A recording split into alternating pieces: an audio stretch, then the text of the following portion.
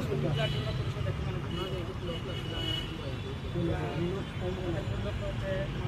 করা, মানবিক বিষয়ে বিভিন্ন ধরনের কাজ করা, গরিব অসহায় যারা আছে তাদেরকে সাহায্য করা।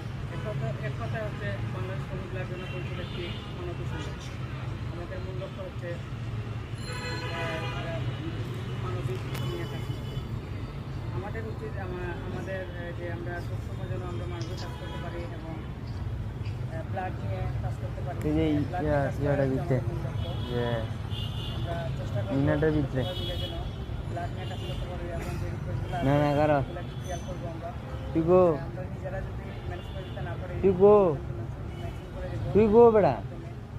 সবাই জানতে পারবে। এক মিনিট করো, এক মিনিট, সবাই যেন আমরা মিলেমিশে সবাই এক মিনিট করো। বাংলাদেশ ব্লাড ডোনার পরিষদ এবং সংগঠনকে অনেক ভিডিও নেই।